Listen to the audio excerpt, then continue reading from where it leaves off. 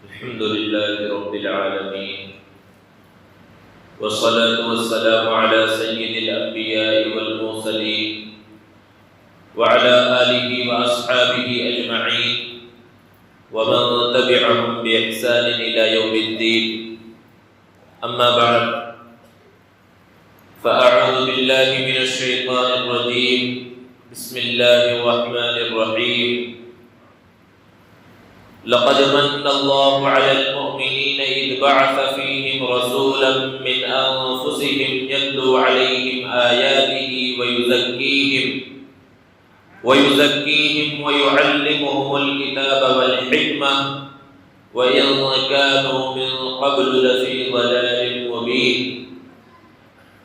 وقال النبي صلى الله عليه وسلم: لا يؤمن أحدكم حتى أكون أحب إليه من والده وولده والناس أجمعين، أو كما قال عليه الصلاة والسلام. معزز سامعین کرام، بزرگوں اور دوستوں، ابھی خطبے میں جو آیت کریمہ تلاوت کی گئی، اس آیت میں اللہ تبارک و تعالی نے امت محمدیہ پر ایک احسان کا تذکرہ کیا ہے کہ اللہ رب العزت نے مومنین پر، مسلمانوں پر، امت محمدیہ پر وہ احسان کیا ہے. اور وہ احسان کیا ہے کہ نبی کریم صلی اللہ علیہ وسلم کو اس امت کے اندر بھیجا. آپ صلی اللہ علیہ وسلم کو مبعوث فرمایا. اللہ تبارک و تعالیٰ نے خاص طور پر اپنے انعامات اور اپنے احسانات میں سے اس کو بیان کیا کہ یہ امت محمدیہ پر ایک بہت بڑا احسان ہے نبی کریم صلی اللہ علیہ وسلم کو بھیجا جانا. آپ نے قرآن مجید کے اندر پڑھا ہوگا، بیانوں میں سنا ہوگا بارہا. اللہ رب العزت نے دوسری جگہ قرآن میں ارشاد فرمایا ہے: وَمَا أَرْسَلْنَاكَ إِلَّا رَحْمَةً لِلْعَالَمِينَ، کہ ہم نے نبی کریم صلی اللہ علیہ وسلم کو سارے جہانوں کے واسطے رحمت بنا کر بھیجا.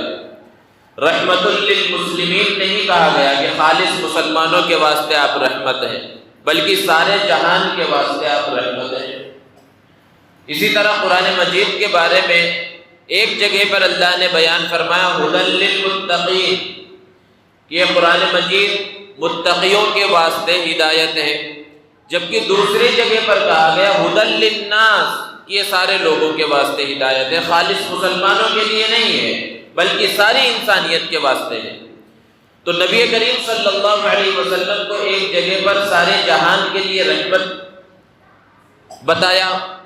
اور ابھی جو آیت کریمہ تلاوت کی گئی، اس میں اللہ رب العزت نے خاص طور پر مؤمنین کے واسطے بھیجا گیا اور خاص طور پر مؤمنین کے اوپر انعامات ہیں اس کو بیان کیا ہے. مفسرین نے اس کی وجہ یہ بیان فرمائی کہ بے شک نبی کریم صلی اللہ علیہ وسلم سارے جہان کے لیے رحمت ہے، قرآن ساری انسانیت کے لیے ہے، لیکن نبی کریم صلی اللہ علیہ وسلم سے اصل فائدہ جو اٹھایا وہ اسی امت نے، امت محمدیہ نے اٹھایا ہے. بھیجے تو آپ سارے انسانوں کے لیے گئے ہیں. نبی کریم صلی اللہ علیہ وسلم کی جب بعثت ہوئی، اس وقت سے لے کر قیامت تک جتنے انسان پیدا ہوں گے آپ سب کے نبی ہیں، لیکن ان کی نبوت سے، ان کی رسالت سے، ان کی تعلیمات سے، ان کی سنت سے فائدہ جو اٹھایا وہ مسلمانوں نے اٹھایا ہے. اس لیے کہا گیا لقد من اللہ علی المؤمنین، کہ اللہ نے مؤمنین پر، ایمان والوں پر احسان کیا. اذ بعث فیہم رسولا، یہ کہ ان کے اندر ایک رسول یعنی پیغمبر خدا محمد عربی صلی اللہ علیہ وسلم کو بھیجا.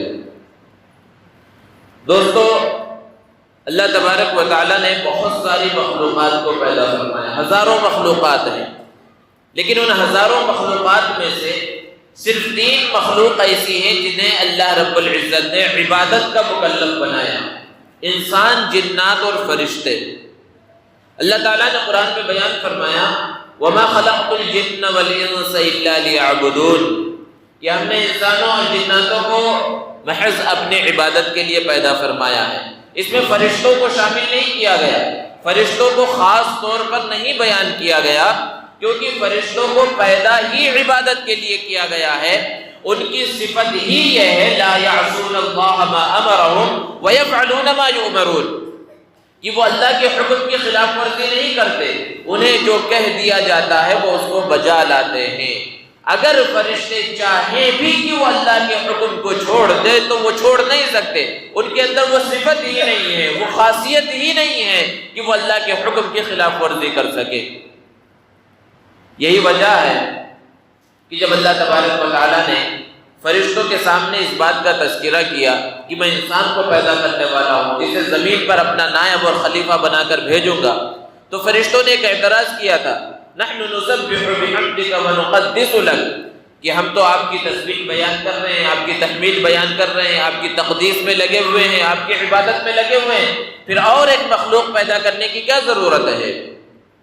یہ وہ پرانا اعتراض ہے جو فرشتوں نے کیا تھا، اور آج بھی کچھ پڑھے لکھے دانشور جو کہلاتے ہیں وہ یہ اعتراض آج بھی کرتے ہیں۔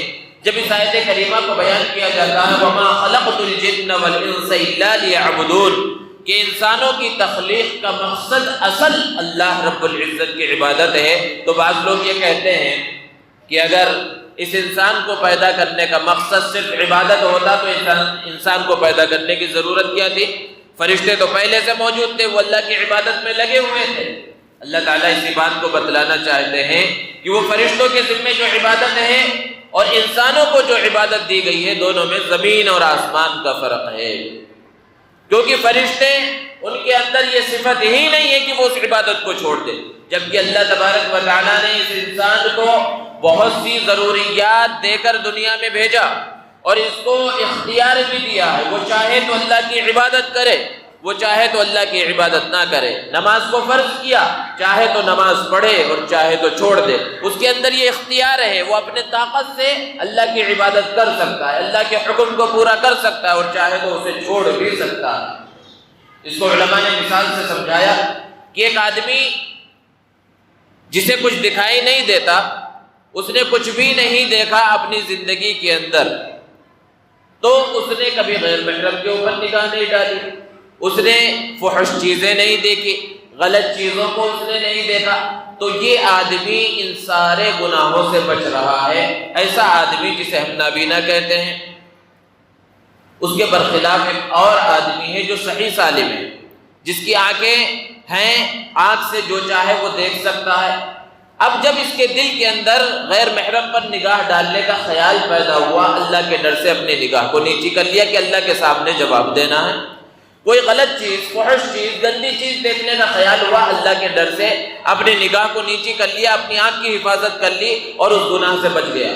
تو یہ دونوں آدمی گناہوں سے بچ رہے ہیں، لیکن دونوں کے بچنے میں زمین آسمان کا فرق ہے۔ پہلا شخص جو بچ رہا ہے تو اس کے اندر اس گناہوں کے کرنے کی صلاحیت ہی نہیں ہے، اور دوسرا جو بچ رہا ہے ان گناہوں کے کرنے کی صلاحیت ہے، پھر وہ ان گناہوں سے بچ رہا ہے، تو اس کے اندر اس کا کمال ہے۔ اس کو اور مزید تفصیل کے ساتھ علماء نے، مفسرین نے بیان کیا کہ حضرت یوسف علیہ السلام جلیل القدر پیغمبر ہیں، پوری ایک سورت اللہ رب العزت نے ان کے واقعات کو بیان کرنے کے واسطے نازل فرمائی۔ اس سورت کے اندر حضرت یوسف علیہ السلام کو جو ایک عجیب امتحان پیش آیا زلیخا کے مقابلے میں، اس کو بیان کیا ہے اور اس واقعے کو تفصیل کے ساتھ بیان کیا۔ اللہ رب العزت نے بیان فرمایا وَلَقَدْ هَمَّتْ بِهِ وَهَمَّ بِهَا، کہ جب زلیخا نے گناہ کی دعوت دی حضرت یوسف علیہ السلام کو، تو زلیخا نے چونکہ دعوت دی تو اس کے دل میں تو گناہ کا خیال تھا ہی۔ اللہ رب العزت نے بیان فرمایا وَهَمَّ بِهَا، حضرت یوسف علیہ السلام کے دل میں بھی گناہ کا خیال پیدا ہوا۔ جب اس آیت کریمہ کا یہ ترجمہ کیا جاتا ہے، یہ تفسیر کی جاتی ہے، بعض لوگ بے چین ہو جاتے ہیں، پریشان ہو جاتے ہیں کہ اس میں تو نبی کی گستاخی لازم آ رہی ہے کہ نبی کے دل میں گناہ کا خیال پیدا ہو گیا۔ حالانکہ یہ نبی کی گستاخی نہیں ہے، اللہ رب العزت بتلانا ہی یہی چاہتے ہیں کہ گناہ کا خیال دل میں پیدا ہوا، گناہ کی دعوت بھی مل رہی ہے، گناہ کے لیے حالات سازگار ہیں، ماحول سازگار ہے، پھر انسان گناہ سے بچ جائے تو اس کا کمال ہے۔ اگر گناہ کی دعوت نہ ہو، گناہ کی کرنے کی طاقت اور صلاحیت نہ ہو، گناہ کے واسطے ماحول سازگار نہ ہو، حالات سازگار نہ ہو، اور پھر 1000 بار زلیخا دعوت دیتی رہے اور پھر حضرت یوسف علیہ السلام گناہ سے بچ جاتے تو کون سا کمال تھا؟ اور پھر اس واقعے کو خاص طور پر قرآن میں بیان کرنے کی کیا ضرورت تھی اگر اس کے اندر ان کا کوئی کمال ہی نہیں تھا؟ تو اللہ تعالیٰ تو بتلانا ہی یہی چاہتے ہیں کہ حضرت یوسف علیہ السلام کے دل میں گناہ کا خیال پیدا ہوا، اور پھر اس کے بعد اللہ کے ڈر، اللہ کے خوف سے وہ اس گناہ سے بچ گئے۔ یہ اصل کمال ہے، اور ایسی عبادت کے واسطے اللہ رب العزت نے انسانوں کو پیدا فرمایا ہے، جبکہ فرشتوں کو نہ یہ ساری ضرورتیں ہیں جن ضرورتوں کے ساتھ انسان پیدا ہوا ہے، اور نہ اس کے اندر یہ صلاحیت ہے کہ وہ گناہ کرے اور عبادت کو چھوڑ دے۔ تو یہ اس انسان کا کمال ہے۔ اللہ رب العزت نے جب انسان اول سارے انسانوں کے باپ حضرت آدم علیہ السلام کو پیدا فرمایا، روایتوں کے اندر ہے کہ ان کی پشت پر اپنے ہاتھ کو پھیرا، تو قیامت تک جتنے انسان پیدا ہونے والے تھے، چاہے اللہ نے ان کے لیے جنت کا فیصلہ کیا تھا یا جہنم کا فیصلہ کیا تھا، سب کے سب وہاں روحوں کی شکل میں سامنے آ گئے اللہ رب العزت کے سامنے۔ بعض روایتوں سے پتہ چلتا ہے کہ وہ اپنے جسم کے ساتھ وہاں اللہ کے سامنے آ گئے۔ اللہ رب العزت نے ان سب سے ایک سوال کیا، اور سوال کیا تھا؟ الست بربکم، کیا میں تمہارا رب نہیں ہوں؟ اس وقت اللہ رب العزت نے وہ سوال کیا، اسے عہد الست کہا جاتا ہے۔ سب نے ایک زبان ہو کر جواب دیا، بلا، کیوں نہیں، آپ ہمارے رب ہیں۔ اللہ رب العزت نے اس وقت یہ کہا کہ دیکھو، آج تم یہ اقرار کر رہے ہو، انسان جس طرح جھوٹ بولتا ہے، وعدہ کر کے وعدے سے مکر جاتا ہے، کسی سے عہد کرتا ہے پھر عہد کو توڑ دیتا ہے۔ اللہ رب العزت نے کہا تم نے اقرار کیا ہے، اور جب کل قیامت قائم ہوگی، حشر کا میدان ہوگا، اولین اور آخرین کا اجتماع ہوگا، تم یہ کہہ کر بچ نہیں سکو گے کہ ہم نے تو کوئی اقرار نہیں کیا تھا۔ کیوں؟ شہدنا ان تقولوا یوم القیامت انا کنا عن ھذا غافلین، ہم اس بات کے گواہ ہو گئے ہیں کل قیامت کے دن تم یہ نہیں کہہ سکو گے کہ ہم تو اس سے غافل تھے۔ تو سب نے اقرار کیا ہے، چاہے وہ مسلمان ہو اس دنیا میں یا غیر مسلم ہو، سب اقرار کر کے آ چکے ہیں۔ اور کس بات کا اقرار؟ کہ اللہ کی ذات ایک ہے، عبادت کرنا ہے تو صرف اللہ کی کرنا ہے، سر جھکانا ہے تو صرف اللہ کے سامنے جھکانا ہے، اس بات کا اقرار سارے انسانوں نے کیا ہے۔ اور اللہ رب العزت نے اسی عہد کی تجدید کے واسطے، اسی عہد کو بار بار یاد دلانے کے واسطے انبیاء کرام علیہ السلام کے سلسلے کو جاری فرمایا، کیونکہ انسان کی صفت میں یہ ہے کہ وہ بھول جاتا ہے۔ اول الناس کہتے ہیں کہ لوگوں میں جو سب سے پہلا ہے وہ سب سے پہلے بھولنے والا ہے۔ حضرت آدم علیہ السلام ہے، سب سے پہلی بھول ان سے ہوئی۔ ایک بھول تو وہ ہے جو ہمارے درمیان مشہور ہے کہ جنت کے اندر جس درخت سے روکا گیا تھا اس درخت کے پھل کو کھا لیا، لیکن ایک اور بھول ہوئی تھی حضرت آدم علیہ السلام سے، وہ بھول گئے تھے، اور پھر چونکہ وہ سب کے باپ ہیں تو ان کی اولاد کے اندر بھی یہ سلسلہ جاری رہا۔ تو اسی لیے اللہ رب العزت نے یاد دلانے کے واسطے انبیاء کرام کو بھیجا، اور 1,24,000 انبیاء کرام علیہ السلام کو بھیجا۔ اور انبیاء کی بعثت کا مقصد کیا تھا؟ آپ قرآن کو اٹھا کر دیکھیے، ہر نبی نے آ کر یہی کہا، انی لکم رسول امین، دیکھو بھائی میں تمہارے پاس ایک امانت دار رسول بنا کر بھیجا گیا ہوں، فاتقوا اللہ، اللہ سے ڈرو، واطیعون، اور میری بات کو مان لو، میں وہی بات کہہ رہا ہوں جو اللہ نے مجھے دے کر بھیجا ہے۔ وما اسألکم علیہ من اجر، میں تم سے کوئی پیسے نہیں مانگتا، میں کوئی اجرت طلب نہیں کرتا، مجھے جو اجرت ملے گی وہ پروردگار کی طرف سے ملے گی۔ ہر نبی کا یہی پیغام رہا، یہاں تک کہ حضرت عیسیٰ علیہ السلام آ گئے، اور پھر سب سے آخر میں ہمارے اور آپ کے آقا احمد مجتبیٰ محمد مصطفیٰ محمد عربی صلی اللہ علیہ وسلم تشریف لائے۔ اللہ کے رسول صلی اللہ علیہ وسلم کی بعثت کا مقصد کیا تھا؟ اگر ہم اللہ کے رسول صلی اللہ علیہ وسلم کی بعثت کے مقصد کو، دنیا میں بھیجے جانے کے مقصد کو سمجھ لیں تو سارے انبیاء کرام علیہ السلام کے بعثت کا مقصد آسانی کے ساتھ سمجھ میں آئے گا۔ آپ صلی اللہ علیہ وسلم کو کس ذمہ داری کے ساتھ بھیجا گیا، کس لیے بھیجا گیا؟ اللہ کے رسول صلی اللہ علیہ وسلم کے جد امجد ہے حضرت ابراہیم علیہ السلام۔ حضرت ابراہیم علیہ السلام کے بارے میں آپ جانتے ہیں، اللہ تبارک و تعالیٰ نے ان کا بہت سخت امتحان لیا۔ قرآن میں اللہ نے بیان فرمایا، وَإِذِ ابْتَلَىٰ إِبْرَاهِيمَ رَبُّهُ بِكَلِمَاتٍ فَأَتَمَّهُنَّ، کہ اللہ تعالیٰ نے حضرت ابراہیم علیہ السلام کا الگ الگ انداز میں امتحان لیا. ان کی پیدائش کے بعد سے شعور کی عمر کو پہنچنے کے بعد سے ہی امتحانات کا ایک طویل سلسلہ ہے جن کے بیان کا یہاں موقع نہیں ہے. ان امتحانات میں سے ایک امتحان تھا بیٹے کو قربان کرنے کا. اس امتحان میں بھی کامیاب ہوئے. اور اس سے پہلے جب اس بیٹے کی ولادت ہوئی تھی حضرت اسماعیل علیہ السلام کی, تو ایک بڑا امتحان تھا. حضرت ابراہیم علیہ السلام اپنی اہلیہ محترمہ حضرت ہاجرہ اور اپنے شیرخوار بچے حضرت اسماعیل کے ساتھ ملک شام جیسے سرسبز و شاداب علاقے میں تھے. وہاں کا پانی بہت اچھا, وہاں کی آب و ہوا بہت اچھی. لیکن جب حضرت اسماعیل علیہ السلام پیدا ہوئے, اللہ کا حکم آیا کہ بیوی اور بچے کو, ماں اور بیٹے کو ایک بے آب و گیاہ وادی میں لے جا کر چھوڑ دو. اللہ کا حکم ہے, پورا کرنا ہے. اور وہ بے آب و گیا وادی شاید اس وقت تک انسانوں کی زبان پر اس کا کوئی نام بھی نہیں تھا, اور وہ مقام تھا جہاں آج کعبۃ اللہ موجود ہے. حضرت ابراہیم علیہ السلام حضرت اسماعیل علیہ السلام اور ان کی والد محترمہ حضرت ہاجرہ کو لے کر وہاں پہنچے اور اس جگہ پر چھوڑ دیا جہاں کعبۃ اللہ موجود ہے. کعبہ پہلے سے موجود تھا لیکن اس کا نام و نشان مٹ چکا تھا. وہاں پانی کا نام و نشان نہیں, چرند پرند درند انسان کسی کا نام و نشان نہیں. وہاں چھوڑ کر حضرت ابراہیم علیہ السلام اللہ کے حکم سے واپس چلے گئے. اب پھر حضرت ابراہیم علیہ السلام جب چلے گئے, حضرت اسماعیل علیہ السلام آہستہ آہستہ بڑے ہونے لگے. وہ لمبا تفصیلی واقعات ہیں. بہرحال جب حضرت اسماعیل علیہ السلام بڑے ہو گئے تو اللہ کا اور ایک حکم آیا کہ اپنے بیٹے کے ساتھ مل کر اللہ کے گھر کو, بیت اللہ کو, کعبۃ اللہ کو تعمیر کرو. باپ بیٹے لگ گئے. قرآن میں اللہ نے بیان فرمایا وَإِذْ يَرْفَعُ إِبْرَاهِيمُ الْقَوَاعِدَ مِنَ الْبَيْتِ وَإِسْمَاعِيلُ, کہ حضرت ابراہیم اپنے بیٹے حضرت اسماعیل علیہ السلام کے ساتھ کعبۃ اللہ کی دیواروں کو اٹھانے لگے. کعبہ کا تعمیر کرنا کوئی معمولی کام نہیں تھا, بہت بڑا کام تھا. اور جب اس کام سے فارغ ہوئے تو انہوں نے چند دعائیں کی. عام طور پر انسان جب کوئی بڑا کام انجام دیتا ہے تو بڑا خوش ہوتا ہے, فخر کرتا ہے, میں نے یہ کر دیا, میں نے وہ کیا, میں نے فلاں کے ساتھ یہ کیا. حضرت ابراہیم علیہ السلام نے دنیا کو یہ سبق دیا کہ چاہے جتنا بڑا کام ہو جائے, اگر اللہ کے دربار میں وہ قبول نہیں ہے تو اس کی کوئی حیثیت نہیں. چاہے اس پر لاکھوں روپے کروڑوں روپے خرچ کیے ہوں, اگر نیت صحیح نہیں, اللہ کے دربار میں وہ قبول نہیں تو اس کا کیا فائدہ. کعبۃ اللہ کی تعمیر کرنے کے بعد حضرت ابراہیم علیہ السلام نے دعا کی ربنا تقبل منا انک انت السمیع العلیم.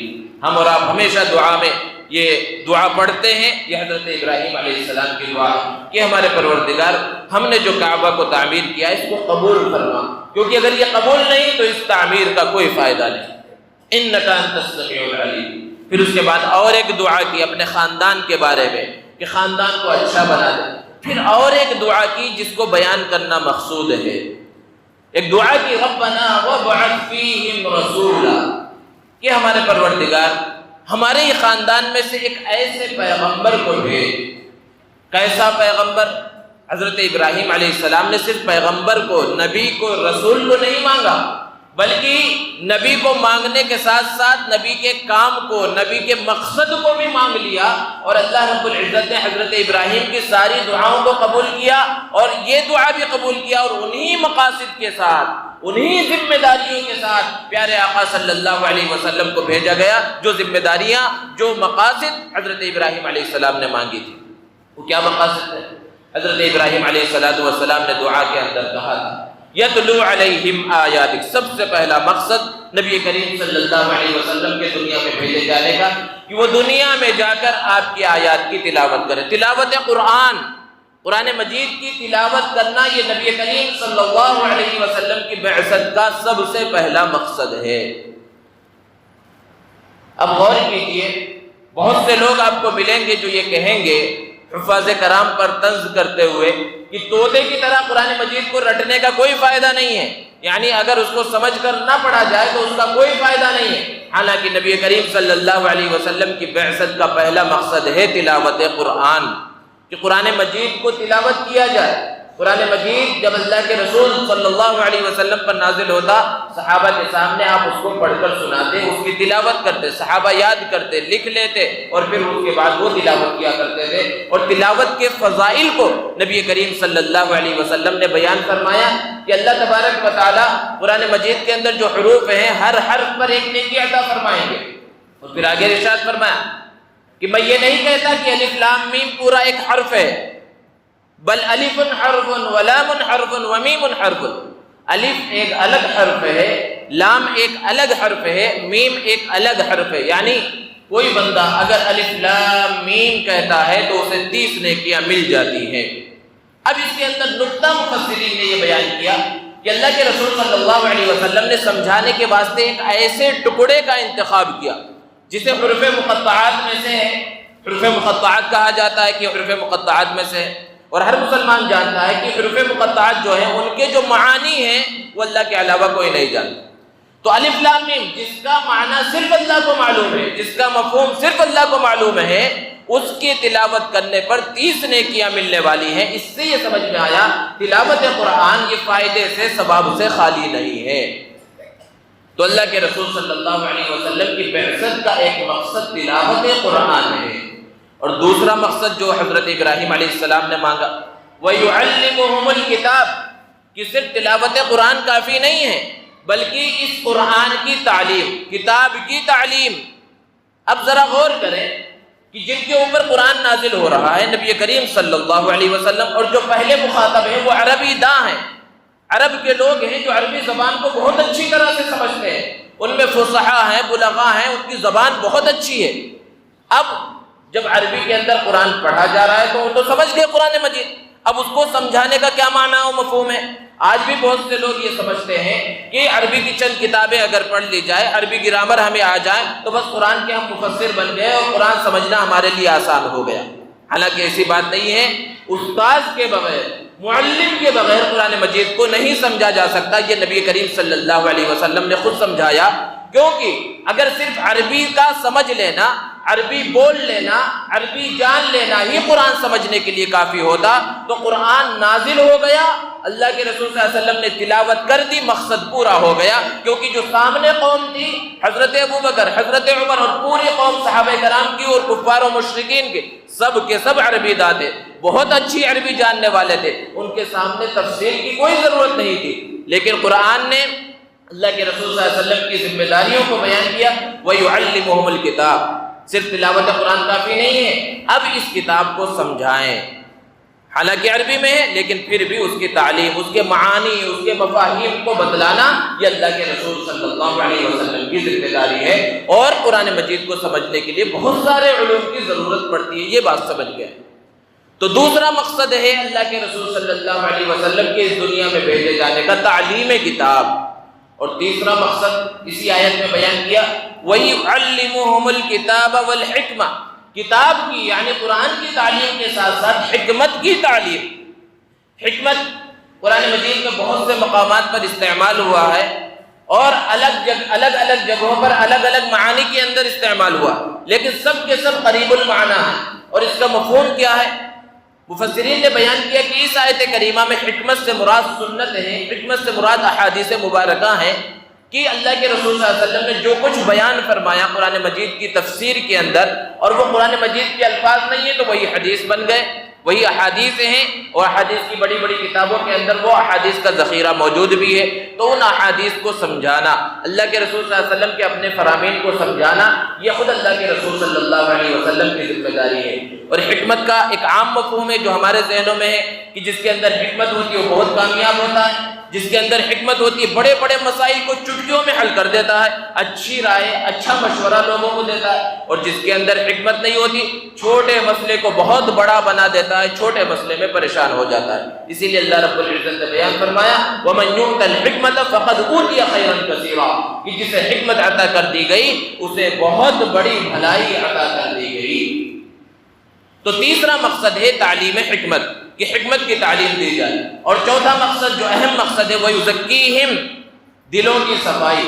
اللہ کے رسول صلی اللہ علیہ وسلم کو اس لیے بھیجا گیا تاکہ لوگوں کے قلوب کو صاف کرے، کیونکہ اگر دل صاف نہ ہو، قلب صاف نہ ہو تو پھر اس کے بعد کسی چیز کا اثر نہیں ہوگا. دل اگر زنگالود ہو جائے، جیسا قرآن میں بیان کیا گیا بل ران علی قلوبہم، ان کے دلوں پر زنگ لگا ہوا ہے، دل زنگ آلود ہوگا، قرآن مجید کی تلاوت کی جائے گی، احادیث مبارکہ پڑھی جائے گی، جنت کے مناظر کا تذکرہ ہوگا، جہنم کی ہولناکیوں کا تذکرہ ہوگا، جزا سزا حساب و کتاب کا تذکرہ ہوگا، قبر کے عذاب کا تذکرہ ہوگا، کسی بھی چیز کا تذکرہ ہوگا لیکن انسان کے دل پر کوئی اثر نہیں ہوگا، عمل کی طرف شوق اور رغبت نہیں ہوگی، جنت کی طرف رغبت نہیں ہوگی، جہنم سے بچنے کی فکر نہیں ہوگی۔ کیوں؟ کیونکہ دل زنگآلود ہے، دل صاف نہیں ہے۔ تو سب سے پہلا کام یہ ہے کہ دل کو صاف کیا جائے۔ اس کو مثال سے سمجھایا جاتا ہے کہ اگر کسی سے کہا جائے بھائی ایک گلاس پانی لاؤ، تو جس سے یہ بات کہی گئی، جس کو کہا گیا ایک گلاس پانی لاؤ، اس کی سب سے پہلی ذمہ داری یہ ہے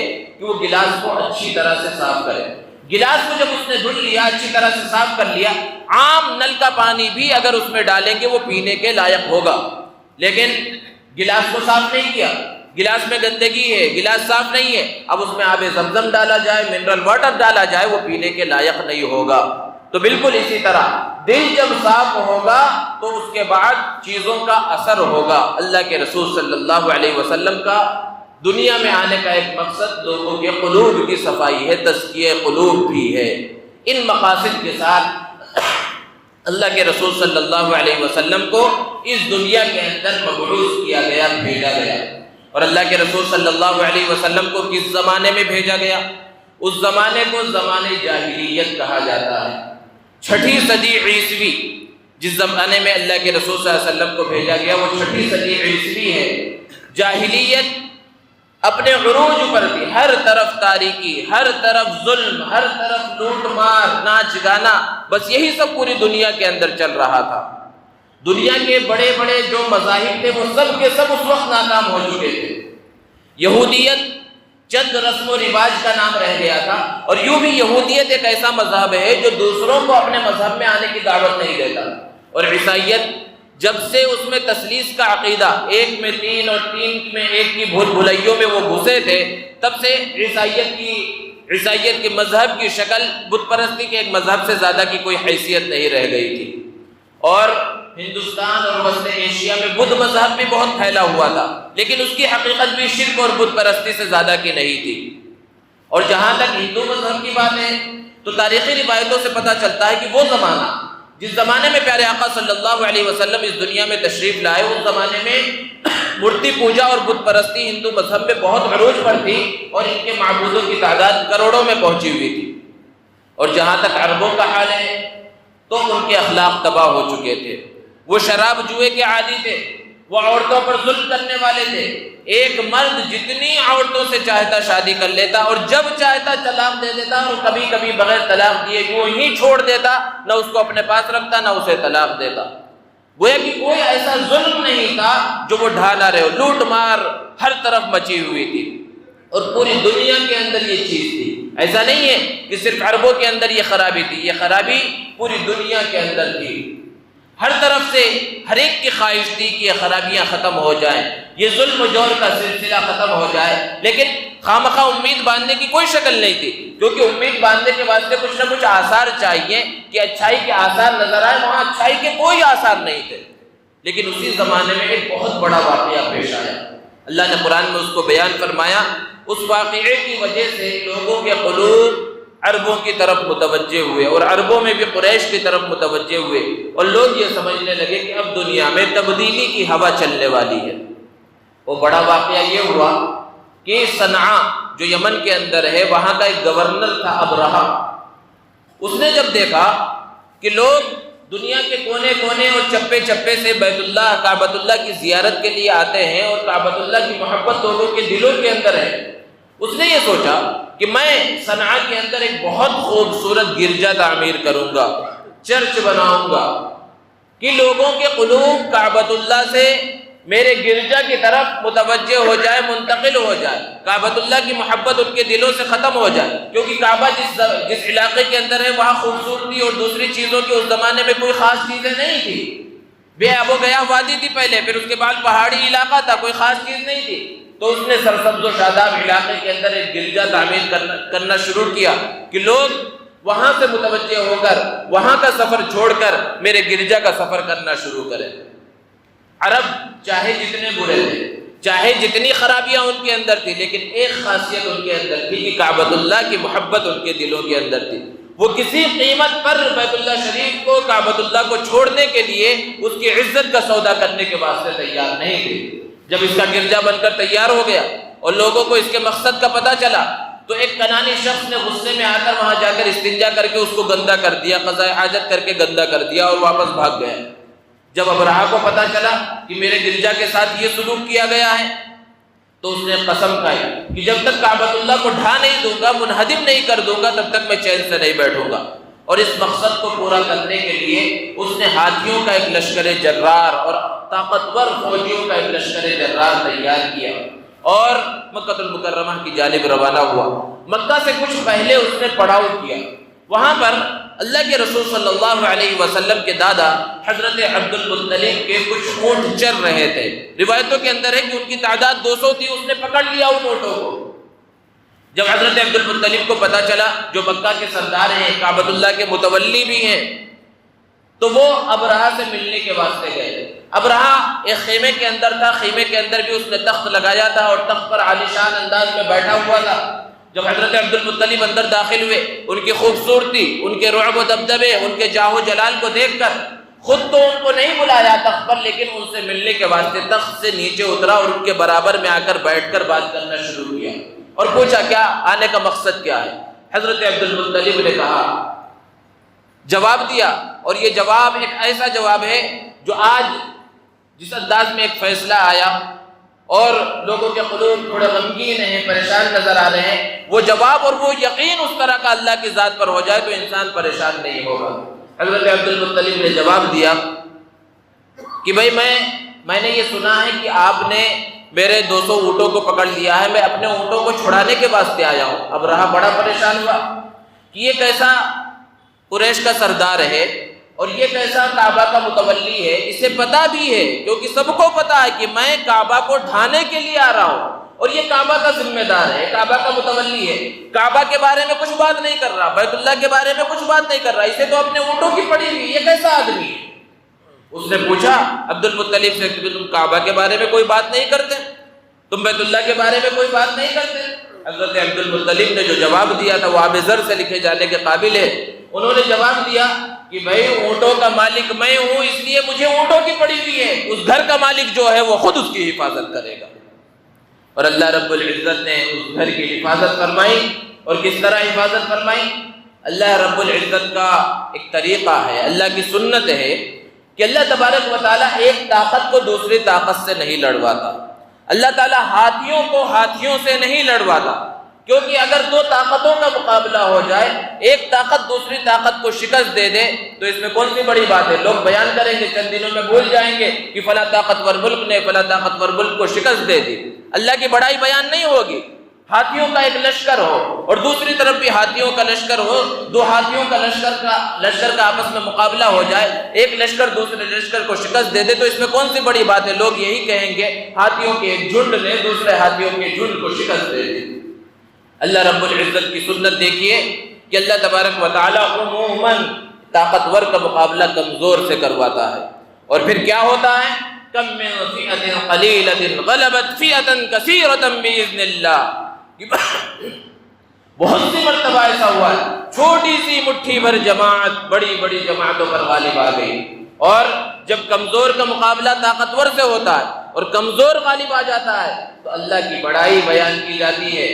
کوئی بھی یہ نہیں کہتا کہ 313 کے معمولی لشکر نے 1000 کے لشکر جرار کو شکست دے دی، بلکہ اس انداز میں اللہ کی بڑائی کو بیان کیا جاتا ہے کہ اللہ رب العزت نے اپنے فضل و کرم سے 313 کے معمولی لشکر کے ذریعے 1000 کے لشکر جرار کو شکست دی۔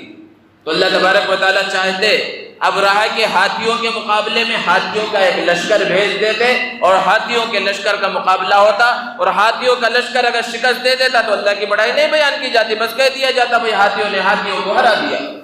اس لیے اللہ رب العزت نے ہاتھیوں کو بھیجنے کے بجائے معمولی پرندوں کا لشکر بھیجا، ابابیل کا لشکر بھیجا، اور ابابیل کے لشکر کے ذریعے ہاتھیوں کے خطرناک لشکر کو اور فوجیوں کے خطرناک جھنڈ کو، لشکر کو تباہ و برباد کر دیا۔ ان ابابیلوں نے اوپر سے پتھر کے کنکریاں برسائیں جس سے وہ فوج ہلاک اور برباد ہو گئی، اور پورا لشکر تتر بتر ہو گیا، اور ابرہہ بھی سخت ترین بیماری کے اندر مبتلا ہوا، مہلک بیماری کے اندر مبتلا ہوا، اور وہ چند دنوں کے اندر مر گیا۔ یہ واقعہ جو پیش آیا اللہ رب العزت نے سورہ فیل میں اس کو بیان کیا۔ اللہ کے رسول صلی اللہ علیہ وسلم کی ولادت بسعادت سے 50 دن پہلے یہ واقعہ پیش آیا۔ یہ کوئی معمولی واقعہ نہیں تھا، ہاتھیوں کے لشکر کا تباہ ہو جانا کوئی معمولی خبر نہیں تھی، پوری دنیا میں اس خبر کا شہرا ہوا، سارے لوگوں کو پتہ چلا، اور جب اس خبر پوری دنیا کے اندر یہ خبر پہنچی تو اب لوگوں کے قلوب عرب کی طرف متوجہ ہوئے اور لوگوں نے یہ سمجھنا شروع کیا کہ عن قریب کوئی ایسی شخصیت آنے والی ہے جو کعبۃ اللہ کو وہ مقام و مرتبہ عطا کرے گی کہ دنیا کی کوئی دوسری عمارت پھر اس عمارت کا مقابلہ نہیں کر سکے گی۔ ہر طرف انتظار ہی انتظار تھا، بیواؤں کو انتظار تھا۔ بیواؤں کو انتظار کیوں تھا؟ کیونکہ ان کے دامن پر بیوگی کے سوا کوئی دوسرا داغ نہیں تھا، لیکن اس بیوگی کے داغ کی وجہ سے ان کو معاشرے سے الگ تھلگ کر دیا گیا تھا۔ یتیموں کو انتظار تھا، مزدوروں کو انتظار تھا، ہر طرف انتظار ہی انتظار۔ انتظار کس کا؟ اس ابر رحمت کا، بہار جاویدہ کا انتظار تھا۔ اور جس طرح بارش ہونے سے پہلے ٹھنڈی ٹھنڈی ہوائیں چلتی ہیں اور موسم بہار کے آنے سے پہلے موسم خزاں میں ہی درختوں پر اس کے آثار نظر آنے لگتے ہیں، بالکل اسی طرح پیارے آقا صلی اللہ علیہ وسلم کے دنیا میں تشریف لانے سے پہلے ہوا۔ کچھ ایسی نشانیاں ظاہر ہو رہی تھی، کچھ ایسے علامات نظر آ رہے تھے جس سے یہ سمجھا جا رہا تھا کہ وہ ابر رحمت اب برسنے والی ہے، وہ بہار جاویدہ آنے والی ہے جس کا سب کو انتظار ہے۔ اور نہ جانے کتنے لوگ ایسے تھے جو اسی انتظار میں اس دنیا سے جا بھی چکے تھے۔ اور بالآخر انتظار کی گھڑیاں ختم ہوئی اور 571 عیسوی میں اپریل کے مہینے میں پیر کے دن وہ شخصیت آ گئی جس کا سب کو انتظار تھا۔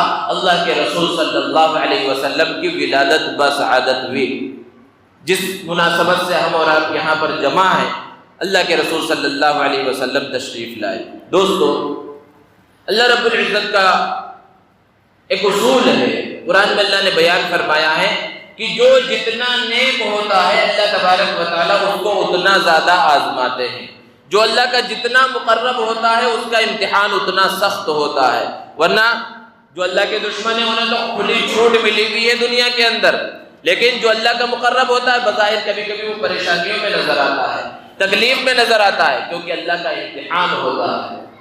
جب اللہ تبارک و تعالیٰ نے یہ چاہا کہ نبی کریم صلی اللہ علیہ وسلم کو قریش میں بھیجے، قبیلے قریش میں بھیجے، اور یہ قبیلے قریش اللہ کے رسول صلی اللہ علیہ وسلم کا شجرہ جا کر ملتا ہے حضرت ابراہیم علیہ السلام کے فرزند حضرت اسماعیل علیہ السلام سے۔ حضرت ابراہیم علیہ السلام کے خاندان میں 70,000 انبیاء کرام علیہ السلام تشریف لائے، لیکن وہ 70,000 پورے کے پورے حضرت ابراہیم علیہ السلام کے دوسرے بیٹے حضرت اسحاق علیہ السلام کے خاندان میں ہوئے۔ حضرت اسماعیل علیہ السلام کے خاندان میں کوئی پیغمبر نہیں آیا، صرف اور صرف محمد عربی صلی اللہ علیہ وسلم جو خاتم النبیین ہیں، خاتم المرسلین ہیں، امام الانبیاء ہیں، سید الرسل ہیں، وہ تشریف لائے۔ تو جب اللہ تعالیٰ نے چاہا کہ قبیلہ قریش میں محمد عربی صلی اللہ علیہ وسلم کو بھیجا جائے تو اللہ کے رسول صلی اللہ علیہ وسلم سے تعلق رکھنے والی 3 شخصیات کا اللہ تعالیٰ نے بہت سخت امتحان لیا۔ پہلا امتحان اللہ کے رسول صلی اللہ علیہ وسلم کے دادا حضرت عبد المطلب کا ہوا۔ اور کیسا امتحان ہوا؟ حضرت عبد المطلب، ابھی کسی سے بھی پوچھا جائے اللہ کے رسول صلی اللہ علیہ وسلم کے دادا کا نام کیا تھا تو جواب آئے گا عبد المطلب۔ حالانکہ عبد المطلب ان کا اصلی نام نہیں ہے، ان کا اصلی نام تھا شیبہ۔ جب وہ پیدا ہوئے بہت خوبصورت تھے، بال ان کے چمکدار تھے، اور جس طرح بڑھاپے میں انسان کے بال سفید ہو جاتے ہیں، اور شیبہ کے معنی بڑھاپے کے ہیں، بالوں کی سفیدی کے ہیں، پیدائشی طور پر ان کے بالوں کے اندر کچھ سفیدی تھی جس سے ان کی خوبصورتی میں اضافہ ہو گیا تھا، تو ان کا نام شیبہ رکھ دیا گیا۔ کچھ ہی دنوں میں والد کا انتقال ہو گیا۔ ان کی والدہ یثرب سے تعلق رکھتی تھی جو بعد میں چل کر مدینہ المنورہ بنا۔ تو باپ کا سایہ سر سے اٹھ گیا، شوہر ہے نہیں اب، تو والدہ نے اپنے چھوٹے بچے کو لیا اور اپنے میکے مدینہ المنورہ چلی گئی۔ بہت قسم پرسی کی زندگی گزر رہی ہے، اس کی قسم پرسی کی، فقر و فاقہ کی زندگی، جس کے صلب سے پیارے آقا صلی اللہ علیہ وسلم کی ولادت بسعادت ہونے والی ہے۔ کچھ زمانے کے بعد مکہ کا ایک تاجر کہیں جا رہا تھا، وہ جب مدینے سے گزرا، یثرب سے گزرا، تو اس نے دیکھا ایک میدان میں کچھ بچے ہیں جو تیر اندازی کا مقابلہ کر رہے ہیں، اور جب اپنے کمان سے تیر کو پھینکتے ہیں تو اکثروں کا نشانہ صحیح جگہ پر نہیں لگتا، لیکن ایک لڑکا جب بھی وہ تیر کو نشانے پر پھینکتا ہے تو یہ کہہ کر تیر کو پھینکتا ہے میں قریش کا بیٹا ہوں، اور پھر وہ نشانہ لگاتا ہے تو اس کا جو تیر ہے ٹھیک نشانے پر جا کر لگتا ہے۔ وہ آدمی بڑا پریشان ہوا کہ یہ کہہ رہا ہے قریش کا بیٹا ہوں، قریش یہاں تو نہیں ہے، قریش تو مکہ میں رہتے ہیں۔ لوگوں سے تحقیق کی کہ آخر یہ بچہ کون ہے، تو لوگوں نے بتایا کہ اصلاً یہ مکہ کا رہنے والا ہے، اس کا باپ مکہ کا ہے اور اس کی ماں یہاں مدینے کی ہے۔ باپ کا انتقال ہو گیا، کوئی دیکھ بھال کرنے والا نہیں تھا، اس لیے اس کی ماں اسے لے کر یہاں آ گئی اور فقر و فاقہ کے اندر ان کی زندگی گزر رہی ہے۔ یہ تاجر جب واپس مکہ پہنچا تو حضرت عبد المطلب یعنی شیبہ کے چچا سے ملاقات کی، جن کا نام تھا مطلب، اور ان سے کہا، وہ مکہ کے سرداروں میں سے تھے، کہ آپ تو یہاں بڑی عیش و عشرت کی زندگی گزار رہے، سکون کی زندگی گزار رہے، اور آپ کو اپنے بھتیجے کی فکر نہیں ہے۔ آپ کا بھتیجا وہاں یثرب کے اندر قصم پرسی کی زندگی گزار رہا ہے، فقر و فاقہ کی زندگی گزار رہا ہے۔ انہوں نے کہا مجھے تو پتہ ہی نہیں ہے، اور پھر وہ سفر کر کے یثرب گئے، مدینہ گئے، اور اپنے بھتیجے کو اپنے ساتھ لیا اور مکہ لے کر آئے۔ چونکہ لوگ مطلب کے بارے میں نہیں جانتے تھے کہ ان کا کوئی بھتیجا بھی ہے، اور اس بچے کو پہلے بھی کبھی نہیں دیکھا تھا۔ جب حضرت مطلب اس بچے کو اپنی سواری کے پیچھے بٹھا کر مکہ میں داخل ہو رہے ہیں تو لوگوں نے سمجھا کہ شاید کوئی غلام خرید کر لے کر آئے ہیں، اس لیے لوگوں نے کہا یہ عبد المطلب ہے۔ عبد المطلب کے معنی مطلب کا غلام، کہ مطلب نے کوئی غلام خریدا ہے اور اس کو لے کر یہ مکہ میں آئے ہیں۔ اس وقت سے ان کا نام عبد المطلب پڑ گیا۔ تو اب ذرا تصور کیجئے کہ بچپنا کتنی قسم پرسی کی حالت میں اور کتنے تنگ دستی کی حالت میں گزرا اللہ کے رسول صلی اللہ علیہ وسلم کے دادا کا۔ اور دوسرا امتحان ہوا اللہ کے رسول صلی اللہ علیہ وسلم کے والد محترم حضرت عبداللہ کا۔ حضرت عبد المطلب نے ایک مرتبہ ایک نظر مانی کہ اگر اللہ تعالیٰ نے مجھے 10 بیٹے عطا فرمائے تو ایک کو اللہ کی راہ میں قربان کر دوں گا۔ اللہ رب العزت نے ان کی دعا کو قبول کیا، 10 بیٹے عطا کیے، اور جب 10 کے 10 بڑے ہو گئے، شعور کی نوجوانی کی عمر کو پہنچ گئے، تو انہیں اپنی نظر یاد آئی کہ اب اس نظر کو پورا کرنے کا وقت آ چکا ہے۔ تو انہوں نے 10 بیٹوں کے نام پورا نکالا، چٹھی نکالی، 10 کے 10 کا نام چٹھیوں میں لکھا کہ جس کا بھی نام نکل آئے گا ان میں سے ایک کو اللہ کے راہ میں قربان کر دیا جائے گا۔ اتفاق دیکھیے کہ جب چٹھی کو کھولا گیا تو اس میں سب سے پیارے، سب سے خوبصورت، سب سے چہیتے حضرت عبداللہ کا نام نکلا قربانی کے واسطے۔ حضرت عبد المطلب نے انہیں قربان کرنے کا ارادہ کیا تو ان کی بہنوں نے، اللہ کے رسول صلی اللہ علیہ وسلم کی پھوپھیوں نے اصرار کیا کہ انہیں قربان نہ کیا جائے، ان کے بدلے میں 10 اونٹوں کو رکھا جائے، اور ایک طرف 10 اونٹ ہو اور ایک طرف حضرت عبداللہ ہو، دونوں کے نام چٹھی اچھالی جائے، پھر جس کا نام نکلے اسے قربان کیا جائے۔ اگر 10 اونٹوں کے نام چٹھی نکلتی ہے تو ان کے بدلے میں 10 اونٹوں کو قربان کر دیا جائے۔ اس زمانے میں، بلکہ آج بھی، اونٹوں کی بہت زیادہ قیمت ہوتی تھی۔ تو جب قرآن اندازی کی گئی، پھر اتفاق دیکھیے کہ حضرت عبداللہ کا ہی نام نکلا، پھر 10 اونٹوں کا اضافہ کیا گیا، ایک طرف 20 اونٹ ہے، ایک طرف حضرت عبداللہ ہے، پھر چٹھی اچھالی گئی، پھر نام نکلا حضرت عبداللہ کا، 10 اونٹوں کا پھر اضافہ کیا گیا، بار بار 10 اونٹوں کا اضافہ کیا جاتا رہا، ہر بار حضرت عبداللہ کا ہی نام نکلتا رہا، یہاں تک کہ جب اونٹوں کی تعداد 100 ہو گئی، ایک طرف 100 اونٹ ہے اور ایک طرف حضرت عبداللہ ہے، اور پھر چٹھی اچھالی گئی تو اس وقت نام نکلا اونٹوں کے نام، اور 100 اونٹوں کو قربان کیا گیا، اور اس طرح حضرت عبداللہ بچ گئے۔ ایک مرتبہ اللہ کے رسول صلی اللہ علیہ وسلم تشریف فرما ہے، ایک شخص آیا اور اس نے کہا یا ابن الذبیحین، اے 2 ذبیح کے بیٹے۔ اللہ کے رسول صلی اللہ علیہ وسلم مسکرائے اور کہا ہاں میں 2 ذبیح کا بیٹا ہوں، میں حضرت اسماعیل کا بیٹا ہوں، وہ ذبیح اللہ تھے، ان کے قربان کیے جانے کا فیصلہ ہو چکا تھا، لیکن اللہ نے ان کے بچنے کا راستہ پیدا فرمایا، ان کے بدلے میں بچڑے کو ذبح کیا گیا، اور میں عبداللہ کا بیٹا ہوں، وہ بھی ذبیح تھے، ان کے بھی قربان کیے جانے کا فیصلہ ہو چکا تھا، لیکن اللہ نے ان کے بچنے کی شکل پیدا فرمائی۔ تو یہ دوسرا امتحان حضرت عبداللہ کا ہوا۔ حضرت عبداللہ نے ایک خاتون آمینہ سے شادی کی، اور شادی کے کچھ ہی دنوں کے بعد حضرت عبداللہ کا انتقال ہو گیا۔ اب بڑا امتحان، جو تیسرا امتحان ہے، وہ حضرت آمینہ کا ہوا کہ شوہر کا سایہ سر سے اٹھ چکا ہے، اللہ کے رسول صلی اللہ علیہ وسلم آپ کے پیٹ کے اندر ہیں، اور بڑا سخت ترین امتحان ہے، پریشانی ہے، لیکن حضرت آمینہ بیان فرماتی ہیں کہ جس طرح عام طور پر خواتین کو حمل کی تکلیف ہوتی ہے، ایسی کوئی تکلیف کا احساس مجھے کبھی ہوا ہی نہیں۔ اور حضرت آمینہ جب حمل سے تھی، حاملہ تھی، تو وہ بیان فرماتی ہے کہ میں جب کنویں کے پاس جاتی تو کنویں کے اندر پانی کافی نیچے ہوتا، دوسری عورتیں ڈول ڈال ڈال کر پانی کو نکالتی، لیکن جیسے ہی میں کنویں کے پاس پہنچتی پانی خود بخود اوپر آ جاتا اور میں آسانی کے ساتھ پانی نکال لیتی۔ دوسری عورتیں کہتی آپ یہیں کھڑی رہے تاکہ ہم بھی آسانی کے ساتھ پانی نکال لیں۔ وہ جب راستے سے چلتی تو ایسا محسوس ہوتا بادل ان کے اوپر سایہ کیے ہوئے، جدھر وہ چل رہی ہیں بادل بھی ان کے ساتھ چل رہے ہیں، ایسا محسوس ہوتا گویا کہ پتھر انہیں سلام کر رہے ہیں۔ پھر جب اللہ کے رسول صلی اللہ علیہ وسلم کی ولادت بسعادت ہوئی تو جب ولادت ہوئی قیصر و کسریٰ کے محلات کے اندر زلزلہ آ گیا، ملک شام کے اندر روشنی نظر آئی اور قیصر و کسریٰ کے محلات میں زلزلہ آیا، اور فارس کا آتش کدہ جو 1000 سال سے مسلسل چل رہا تھا، وہ آگ کی پوجا کرتے تھے اور اپنے عبادت گاہ میں انہوں نے بڑی آگ جلا رکھی تھی جو کبھی بجھتی نہیں تھی، 1000 سال سے وہ آگ بجھی نہیں تھی۔ حیرت انگیز طور پر جس رات اللہ کے رسول صلی اللہ علیہ وسلم کی ولادت بسعادت بھی وہ آگ بجھ گئی۔ جب اگلا دن ہوا تو کسریٰ نے کاہنوں کو بلایا اور کہا کہ یہ رات میں زلزلے کا احساس ہوا، آخر یہ زلزلہ کس بات کا ہے؟ اور محل کے 14 کنگرے بھی ٹوٹ کر گر گئے، کنگرے جو خوبصورتی کے واسطے محلوں کے اندر بنائے جاتے ہیں۔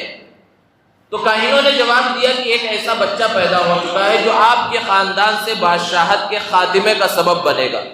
تو کسریٰ نے پوچھا کہ ٹھیک ہے، لیکن یہ 14 کنگروں کے ٹوٹنے کا کیا مسئلہ ہے؟ تو ان کاہنوں نے جواب دیا کہ آپ کے خاندان سے بادشاہت ختم تو ہوگی لیکن ابھی نہیں ختم ہوگی، 14 بادشاہ آپ کے خاندان میں گزریں گے۔ تو کسریٰ خوش ہو گیا کہ 14 بادشاہوں کے گزرنے میں تو صدیاں گزر جاتی ہیں لیکن صدیاں نہیں گزری۔ تاریخ بتاتی ہے کہ حضرت عثمان غنی رضی اللہ تعالی عنہ کا دور خلافت آتے آتے وہ 14 بادشاہ ایک کے بعد ایک ختم ہو گئے، اور وہ عظیم سلطنت جس کے نام سے دنیا کامتی تھی اور اس زمانے کی سپر پاور طاقت کہلاتی تھی وہ مسلمانوں کے حوالے ہوئی۔ بہرحال جب اللہ کے رسول صلی اللہ علیہ وسلم کی ولادت بسعادت ہوئی، سب سے پہلے ابو لہب کی باندھی سویبہ نے دودھ پلایا، اور پھر اس کے بعد کچھ دنوں تک حضرت آمینہ نے دودھ پلایا، اور جب 7 دن کے ہوئے حضرت عبد المطلب نے حضور اکرم صلی اللہ علیہ وسلم کا عقیقہ کیا، اور حضرت آمینہ سے پوچھا آپ نے کوئی نام سوچ رکھا ہے؟ حضرت آمینہ نے جواب دیا کہ ہاں میں نے ایک نام سوچا ہے احمد، اور احمد کے معنی ہے اللہ کی سب سے زیادہ تعریف کرنے والا، کہ اتنی تعریف اس سے پہلے کسی نے نہ کی اور اس کے بعد بھی کوئی نہ کرے۔ حضرت عبد المطلب نے جواب دیا میں نے بھی ایک نام سوچا ہے اور وہ نام ہے محمد، کیونکہ محمد کے معنی ہے کہ جس کی سب سے زیادہ تعریف کی جائے، کیونکہ جب سے یہ بچہ پیدا ہوا ہے جس نے بھی اس بچے کو دیکھا ہے ہر ایک نے اس بچے کی تعریف کی ہے، اور محمد کے معنی ہے جس کی اتنی تعریف کی جائے کہ اتنی تعریف اس سے پہلے کسی کی نہ کی گئی ہو اور اس کے بعد بھی کسی کی اتنی تعریف نہ کی جائے۔ تو اللہ کے رسول صلی اللہ علیہ وسلم کے یہ 2 نام ہیں احمد اور محمد۔ عربوں کا یہ معمول تھا کہ وہ اگر شہر میں ہوتے تو بچوں کی پرورش وہ خود نہیں کرتے تھے، بچوں کو دودھ پلانے کے واسطے ان کی پرورش کے واسطے دیہات کی خواتین کے حوالے کر دیا کرتے تھے۔ اسی زمانے میں قبیلے بنو سعد کی بہت سی عورتیں ایک ساتھ جو آپس میں سہیلیاں تھیں، ایک علاقے کی رہنے والی تھی، وہ مکہ المکرمہ کی جانب روانہ ہوئی بچوں کو لینے کے واسطے کہ مالدار گھرانوں سے جا کر بچوں کو لے اور ان کو دودھ پلائیں، ان کی دیکھ بھال کریں اور بڑی رقم کی مستحق بن جائے۔ حضرت حلیمہ سعدیہ بھی انہی خواتین کے اندر شامل تھی، ان کے گھر میں فقر و فاقہ تھا، قسم پرسی کے ساتھ زندگی گزر رہی تھی، ان کی جو سواری تھی جو اونٹنی تھی وہ بھی لاغر کمزور تھی۔ دوسری خواتین کے ساتھ حضرت حلیمہ سعدیہ روانہ ہوئی، لیکن چونکہ ان کی سواری بہت کمزور تھی وہ دوسری عورتوں سے پیچھے رہ جاتی، تو وہ دوسری عورتیں آگے جا کر رک جاتی۔ پھر جب حضرت حلیمہ وہاں پہنچتی تو وہ لوگ پھر اپنا سفر آگے جاری رکھتے۔ جس طرح کی چند دوست آپس میں کہیں گھومنے کے لیے جاتے ہیں تو کوئی گاڑی آہستہ چلا رہا ہے تو دوست آگے رک جاتے ہیں تاکہ ہمارا وہ دوست بھی آ کر ساتھ میں مل جائے، پھر ساتھ میں چلتے ہیں۔ تو اس طرح حضرت حلیمہ کی جو سہیلیہ تھی وہ آگے جا کر رک جاتی ہے، حضرت حلیمہ کا انتظار کرتی، لیکن جب یہ بار بار پیچھے ہونے لگی سواری کے کمزور ہونے کی وجہ سے تو ان لوگوں نے حضرت حلیمہ کو چھوڑ دیا۔ حضرت حلیمہ کو چھوڑ کر وہ پہلے ہی مکہ المکرمہ پہنچ گئی اور مالدار گھرانوں سے بچوں کو انہوں نے لے لیا۔ اس زمانے میں دودھ پلانے کی اجرت متعین نہیں کی جاتی تھی کہ 1 سال اگر دودھ پلائے تو اس کے اتنے پیسے، بلکہ اجرت متعین ہی نہیں کرتے تھے، وہ انعام کی مستحق ہوتی تھی کہ اپنے اعتبار سے جتنا چاہو دے دو، کیونکہ اگر اجرت متعین کر دی جائے تو اتنا ہی ملے گا، اور اگر انعام کہا جائے تو جو جتنا بڑا مالدار ہوگا اس کے گھر سے اتنا زیادہ ملے گا۔ تو جب وہ عورتیں مکہ میں پہنچی، مالدار گھرانوں سے بچوں کو لینے لگی، بہت سی عورتیں اللہ کے رسول صلی اللہ علیہ وسلم کے گھر پہ بھی آئی اور دیکھا، پتہ کیا باپ کیا کرتے ہیں۔ جب جواب دیا گیا کہ یہ تو یتیم ہے بچہ، باپ نہیں ہے، تو انہوں نے کہا کہ جب بچہ یتیم ہے، باپ نہیں ہے، تو اس گھر سے کچھ ملنے کی امید نہیں ہے۔ ان عورتوں نے یتیم سمجھ کر حضور اکرم صلی اللہ علیہ وسلم کو چھوڑ دیا۔ ان کی نظر اسباب پر تھی، مسبب الاسباب پر نہیں تھی۔ انہیں کیا پتا تھا کہ وہ جسے یتیم سمجھ کر چھوڑ رہی ہے وہ یتیم نہیں، وہ در یتیم ہے۔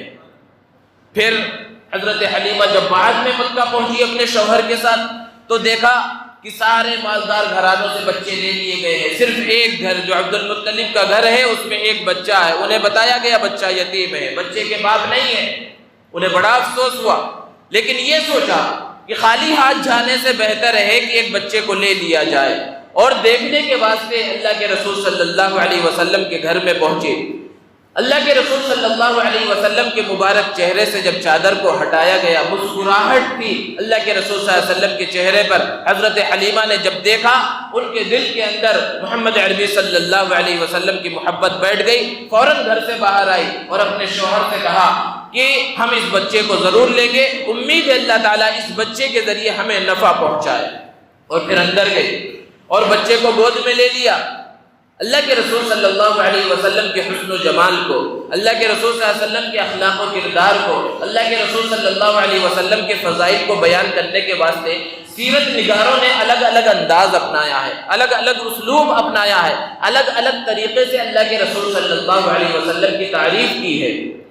ایک سیرت نگار نے بڑے ہی پیارے انداز میں اللہ کے رسول صلی اللہ علیہ وسلم کے حسن و جمال کو بیان کیا کہ جب حضرت حلیمہ سعدیہ نے بچے کو گود میں لیا تو حضرت آمینہ سے اللہ کے رسول صلی اللہ علیہ وسلم کی والدہ سے کہا کہ میں بہت زمانے سے بچوں کو دودھ پلا رہی ہوں، میں نے دیہاتوں میں اتنا خوبصورت بچہ نہیں دیکھا۔ حضرت آمینہ نے کہا اے حلیمہ، تم نے دیہاتوں میں اتنا خوبصورت نہیں دیکھا، میں نے شہروں کا سفر کیا ہے، میں نے شہروں میں اتنا خوبصورت بچہ نہیں دیکھا۔ حضرت عبد المطلب موجود تھے، انہوں نے کہا اے حلیمہ، تم نے دیہاتوں میں اتنا خوبصورت نہیں دیکھا، اے آمینہ تم نے شہروں میں اتنا خوبصورت نہیں دیکھا، میں نے بہت سے ملکوں کا سفر کیا ہے، میں نے ملکوں میں اتنا خوبصورت نہیں دیکھا۔ سیرت نگار آگے لکھتا ہے کہ حضرت جبرائیل علیہ السلام سے کہا جائے آپ کچھ فرمائیں تو وہ فرمائیں گے اے حلیمہ تم نے دیہاتوں میں اتنا خوبصورت نہیں دیکھا، اے آمینہ تم نے شہروں میں اتنا خوبصورت نہیں دیکھا، اے عبد المطلب تم نے ملکوں میں اتنا خوبصورت نہیں دیکھا، میں نے تو پوری کائنات کا سفر کیا ہے، میں نے پوری کائنات میں اتنا خوبصورت نہیں دیکھا۔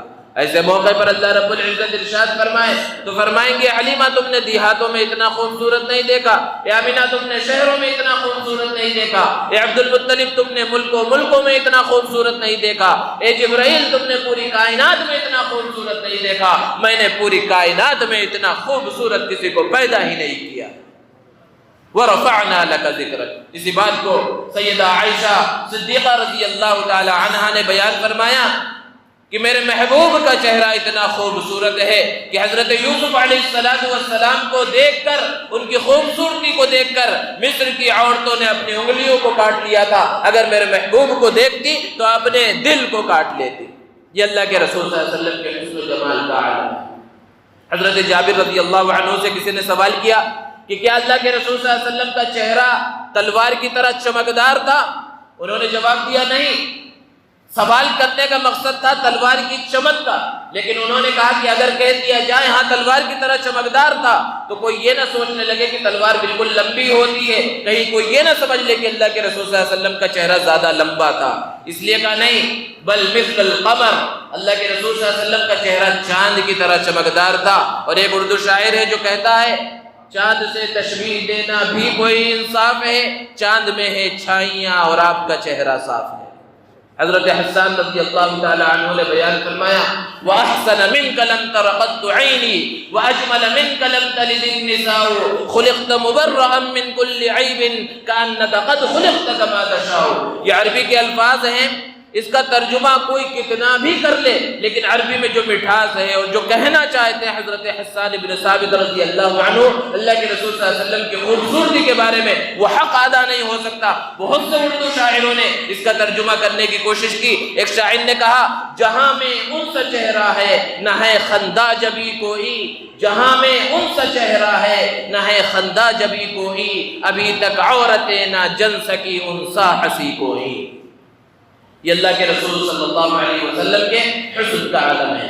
بہرحال حضرت حلیمہ سعدیہ نے اللہ کے رسول صلی اللہ علیہ وسلم کو گود میں لیا اور باہر نکلی، اور اسی لاغر کمزور اونٹنی پر سوار ہوئی جس پر سوار ہو کر آئی تھی اور بار بار پیچھے ہو جا رہی تھی۔ جو قسمت میں لکھا تھا اللہ کے رسول صلی اللہ علیہ وسلم ان کے ہاتھ میں آئے، جس کی وجہ سے سواری بھی پیچھے رہی تھی۔ اب وہ عورتیں جنہوں نے مالدار گھرانوں سے بچے لے لیے تھے، وہ کافی پہلے روانہ ہو چکی تھی قبیلے بنو سعد کے طرف جانے کے واسطے۔ حضرت حلیمہ بہت دیر میں روانہ ہو رہی ہے، اور اب یہ اونٹنی اتنی تیزی سے سفر کرنا شروع کیا اس اونٹنی نے کہ ان عورتوں کو جا لیا۔ اور جب ان عورتوں نے دیکھا کہ حلیمہ کی اونٹنی اتنی تیزی کے ساتھ آ رہی ہے تو حضرت حلیمہ سے سوال کیا کہ حلیمہ کیا تم نے اپنی سواری کو بدل لیا ہے؟ حضرت حلیمہ نے جواب دیا، نہیں، میں نے اپنی سواری کو نہیں بدلا بلکہ اپنے سوار کو بدل لیا ہے، اور جب سواریوں کے سوار بدلتے ہیں تو سواریوں کے انداز بھی بدل جایا کرتے ہیں۔ اور پھر اسی کمزور لاغر اونٹنی کے ساتھ اپنے گھر پہنچی تو جب گھر سے روانہ ہوئی تھی بکریاں پال رکھی تھی، چونکہ کھانے پینے کے واسطے غلہ کچھ بھی نہیں تھا، بکریوں کے تھن میں دودھ نہیں تھا، بکریاں سوکھی ہوئی تھی، لیکن جب اللہ کے رسول صلی اللہ علیہ وسلم کو لے کر پہنچی ہے تو دیکھا کہ بکریاں تندرست ہیں، ان کے تھن دودھ سے بھرے ہوئے ہیں۔ برتن نکالا، دودھ نکالنا شروع کیا، گھر کے سارے برتن بھر گئے، اپنے شوہر کو پلایا، خود پیا، پڑوس میں تقسیم کیا۔ اللہ کے رسول صلی اللہ علیہ وسلم کے انوارات اور برکات کا ظہور گھر میں ہونے لگا۔ حضرت حلیمہ کے جو شوہر تھے وہ بکریاں چرایا کرتے تھے۔ ایک مرتبہ جب وہ بیمار ہو گئے تو حضرت حلیمہ نے اپنی بیٹی جو ان کی حقیقی بیٹی تھی اور بڑی تھی، جن کا نام روایتوں کے اندر شیمہ آیا ہے، حضرت شیمہ، ان سے کہا کہ آج تم بکریاں چرانے کے واسطے جاؤ، تمہارے والد کی طبیعت خراب ہے، تم جاؤ بکریاں لے کر۔ تو شیمہ نے جواب دیا کہ ایک شرط پر میں جاؤں گی۔ تو حضرت حلیمہ نے پوچھا کیا شرط ہے؟ تو حضرت شیمہ نے کہا کہ یہ قریشی بچہ جو قریشی بھائی ہے ہمارا، اس کو میرے حوالے کر دے تو میں بکریاں لے کر جاؤں گی۔ حضرت حلیمہ بہت پریشان ہوئی کہ بکریاں اتنی سرکش ہے، ادھر ادھر بھاگتی رہتی ہے، تم بچے کو لے کر جاؤ گی تو بکریاں سنبھالو گی یا بچے کو سنبھالو گی؟ تو حضرت شیمہ نے جواب دیا بس میری شرط تو یہی ہے۔ تو انہوں نے پوچھا وجہ کیا ہے؟ تو جواب دیا انہوں نے کہ اس کی وجہ یہ ہے کہ ایک مرتبہ میں چپکے سے اس قریشی بھائی کو لے کر بکریاں چرانے کے واسطے چلی گئی تھی۔ تو جب میں بکریاں چرانے کے واسطے اس قریشی بھائی کو لے کر گئی تو بڑا عجیب منظر میں نے دیکھا کہ وہ بکریاں جو ادھر ادھر ہمیشہ بھاگتی رہتی ہیں، انہوں نے بہت جلدی سے چارہ چر لیا، اور وہ بھیڑیا جو ہماری بکریوں کا دشمن ہے، وہ بھیڑیا ہماری بکریوں کی حفاظت کر رہا تھا، اور میں آرام سے اپنے قریشی بھائی کے ساتھ کھیل رہی تھی، مجھے کچھ محنت نہیں کرنی پڑی، بکریاں جلدی سے چر کر آ گئیں، اور میں اپنے قریشی بھائی کو دیکھ رہی تھی، اور ایسا محسوس ہو رہا تھا کہ ساری بکریاں بھی میرے قریشی بھائی کی ان کو ہی دیکھ رہی ہیں، مجھے محنت نہیں کرنی پڑے گی، اس لیے یہ قریشی بھائی کو لے جانے کی اجازت دیں گی تو میں بکریاں لے کر جاؤں گی۔ یہ اللہ کے رسول صلی اللہ علیہ وسلم کی خصوصیات ہیں۔ جب 2 سال کی عمر ہوئی اللہ کے رسول صلی اللہ علیہ وسلم کی، حضرت حلیمہ سعدیہ حضرت آمینہ کے پاس لے کر گئی واپس کرنے کے واسطے، لیکن دل کے اندر یہ خواہش ہے کہ کاش یہ بچہ کچھ دن اور ہمارے پاس رہے۔ حضرت آمینہ سے اجازت طلب کی، مکہ میں کچھ وبا بھی پھیلی ہوئی تھی بیماری کی، انہوں نے اجازت دے دی کہ ابھی کچھ دن اور آپ اپنے پاس رکھیں۔ اب اللہ کے رسول صلی اللہ علیہ وسلم شعور کی عمر کو پہنچ گئے، اور کبھی کبھی اللہ کے رسول صلی اللہ علیہ وسلم بکریاں چرانے اپنے بھائی کے ساتھ، اپنی بہن کے ساتھ، جو رضاعی بھائی بہن ہیں ان کے ساتھ جا رہے ہیں۔ اللہ کے رسول صلی اللہ علیہ وسلم جب 4 سال کی عمر ہوئی اللہ کے رسول صلی اللہ علیہ وسلم کی تو شق صدر کا واقعہ پیش آیا۔ اللہ کے رسول صلی اللہ علیہ وسلم کی حیات طیبہ میں 4 مرتبہ آپ صلی اللہ علیہ وسلم کا شق صدر ہوا، آپ کے مبارک سینے کو چاک کیا گیا، قلب اطہر کو نکالا گیا، دھویا گیا، اور پھر اس کے بعد اس کے مقام پر رکھ کر اس کو بند کر دیا گیا۔ جب 4 سال کی عمر ہوئی تو کھلے میدان میں اچانک کچھ فرشتے آئے اور اس طرح شق صدر ہوا۔ اس واقعے کو دیکھ کر حضرت حلیمہ ڈر گئی اور اللہ کے رسول صلی اللہ علیہ وسلم کو ان کی والدہ حضرت آمینہ کے حوالے کر دیا۔ دوستو، 4 سال کی عمر کوئی عمر ہی نہیں ہوتی. بہت سے بچے تو شعور کی عمر بھی یعنی 4 سال کی عمر ہو جاتی لیکن کچھ بھی نہیں سمجھتے. بعض بچے سمجھنے لگتے ہیں. لیکن دیکھیے ان واقعات کو بیان کرنے کا مقصد اور سیرت کے جلسے منعقد کرنے کا مقصد صرف واقعات کو بیان کر لینا ہرگز نہیں ہے، بلکہ اللہ کے رسول صلی اللہ علیہ وسلم کی ولادت کو بیان کرنے کا مقصد، آپ صلی اللہ علیہ وسلم کے بچپنے کو بیان کرنے کا مقصد، آپ کے والدین کو بیان کرنے کا مقصد، آپ کی دودھ پلانے والی دایا کا تذکرہ کرنے کا مقصد یہ ہے کہ اللہ کے رسول صلی اللہ علیہ وسلم کی زندگی جو محمد ابن عبداللہ کی حیثیت سے جب آپ کو نبوت اور رسالت نہیں ملی وہ بھی قابل تقلید ہے، وہ زندگی بھی قابل رشک ہے. محمد الرسول اللہ کی حیثیت سے جو زندگی وہ تو الگ ہی زندگی ہے. اس سے پہلے کہ محمد ابن عبداللہ کی حیثیت سے جو آپ کی زندگی ہے وہ زندگی کتنی قابل نمونہ ہے، اس لیے اس کو بیان کیا جاتا ہے کہ 4 سال اللہ کے رسول صلی اللہ علیہ وسلم اپنے بھائی بہنوں کے ساتھ وہاں رہے تھے. آپ نے اس کا حق کس طرح ادا کیا. آج ہمارا حال کیا ہے کہ نبی کریم صلی اللہ علیہ وسلم کا نام لیتے ہیں، آپ سے محبت کا دم بھرتے ہیں، آپ کے نام لیوا ہیں، لیکن کس طرح ہم دوسرے کے حقوق ہڑپ لیتے ہیں. دوسرے کو چھوڑیے اپنوں کے حقوق ہڑپ لیتے ہیں. بھائی بھائی میں لڑائی ہے، میاں بیوی میں لڑائی ہے، باپ بیٹے میں لڑائی ہے، جائیداد کے واسطے، دوسری چیزوں کے واسطے. لیکن اللہ کے رسول صلی اللہ علیہ وسلم نے دودھ کا رشتہ جسے آج کے زمانے میں کوئی رشتہ سمجھا ہی نہیں جاتا اس کا حق کس طرح ادا کیا.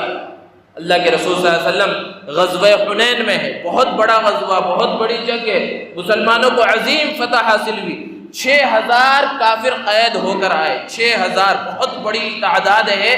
جو قید ہوئے، جو وہاں مارے گئے تھے وہ الگ تھے، 6000 قید ہو کر آئے. اللہ کے رسول صلی اللہ علیہ وسلم نے مال غنیمت مسلمانوں کے درمیان تقسیم کیا. چند صحابہ اللہ کے رسول صلی اللہ علیہ وسلم کے پاس آئے اور عرض کیا اللہ کے رسول ایک خاتون آئی ہے، وہ کہتی ہیں کہ آپ سے ملیں گی، وہ کہتی ہیں کہ وہ آپ کی بہن ہے. اللہ کے رسول صلی اللہ علیہ وسلم نے ارشاد فرمایا میں عبداللہ آمینہ کا اکلوتا بیٹا ہوں، میری کوئی بہن نہیں ہے، بلاؤ ان کو. صحابہ نے انہیں بلایا. اللہ کے رسول صلی اللہ علیہ وسلم نے پہلی مرتبہ جب دیکھا تو پہچان نہ سکے. کہاں 4 سال کی عمر اللہ کے رسول صلی اللہ علیہ وسلم کی تھی اور ان کی عمر 6-7 سال کی رہی ہوگی. بچپنے میں دیکھا تھا اور پھر 50-55 سال کا زمانہ گزر چکا ہے، نقش و نگار بدل جاتے ہیں. اللہ کے رسول صلی اللہ علیہ وسلم نے پہلی نظر میں نہیں پہچانا. اللہ کے رسول صلی اللہ علیہ وسلم سے حضرت شیمہ نے کہا، وہ اللہ کے رسول صلی اللہ علیہ وسلم کی بہن تھی، کہ آپ نے مجھے پہچانا نہیں؟ آپ جب چھوٹے تھے میں آپ کو اپنے گود میں لے کر آپ کو لوریاں دیا کرتی تھی، اور لوریاں کن الفاظ میں دیتی تھی؟ دیکھیے اللہ کے رسول صلی اللہ علیہ وسلم کی حیات طیبہ کہ وہ لوریوں کے الفاظ بھی کتابوں میں موجود ہیں. میں ان الفاظ میں لوریاں دیا کرتی تھی، یا اللہ ابقی لنا محمدا، کہ اے اللہ ہمارے لیے محمد کو ہمیشہ باقی رکھنا. اور دیکھیے ان لوریوں میں میری جو دعا تھی اللہ نے کس طرح قبول فرمائی کہ آپ کو وہ بڑا مقام و مرتبہ عطا کیا کہ آج میں آپ کی قیدی بن کر آپ کے سامنے حاضر ہوئی ہوں. اللہ کے رسول صلی اللہ علیہ وسلم نے پہچان لیا، اور جیسے ہی پہچانا اپنی نبوت کی چادر ان کے واسطے بچھا دی اور کہا تشریف رکھیے. اور پھر کہا اگر آپ میرے پاس رہنا چاہیں میں آپ کی کفالت کروں گا، اعزاز اور اکرام کے ساتھ میں آپ کو اپنے ساتھ رکھوں گا، اور اگر آپ اپنے قبیلے میں واپس جانا چاہیں آپ قیدی نہیں ہیں، آپ کو اعزاز اور اکرام کے ساتھ میں رخصت کروں گا. حضرت شیمہ نے جواب دیا میں واپس جانا چاہتی ہوں. اللہ کے رسول صلی اللہ علیہ وسلم نے بہت سا مال و دولت دے کر انہیں روانہ کیا. جب وہ کچھ دور چلی گئی تو پھر واپس مڑ کر آئی. اللہ کے رسول صلی اللہ علیہ وسلم نے پوچھا کیا بات ہے؟ تو انہوں نے کہا جب میں قبیلے میں جاؤں گی لوگ کیا کہیں گے کہ تمہارا محمد سے ایک رشتہ تھا اس لیے خود تو چھوٹ کر آ گئی، قبیلے والوں کی کوئی خیر خیریت نہیں لی، قبیلے والے تمہارے بہت سے قید میں تھے اس کی کوئی فکر نہیں کی. اللہ کے رسول صلی اللہ علیہ وسلم نے 6000 قیدیوں کو اپنی بہن کی وجہ سے آزاد کر دیا. کون سی بہن ہے؟ حقیقی بہن نہیں ہے، منہ بولی بہن نہیں ہے، دودھ کا رشتہ ہے. اللہ کے رسول صلی اللہ علیہ وسلم نے 6000 قیدیوں کو آزاد کیا.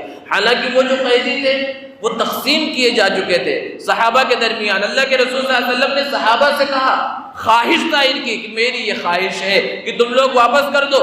کوئی زور زبردستی نہیں ہے، کیونکہ کسی چیز کا جب مالک بنا دیا جائے اسے واپس نہیں لیا جا سکتا. لیکن اللہ کے وہ صحابہ بھی کیسے صحابہ تھے؟ اللہ کے رسول صلی اللہ علیہ وسلم کے اشارے پر اپنی جان کو قربان کرنے والے صحابہ تھے. تو روایات آپ اٹھا کر دیکھیں تو غزوہ حنین کے اندر 6000 قیدیوں کو آزاد کیا گیا، یہ روایت موجود ہے. اسباب کے اندر اختلاف ہے۔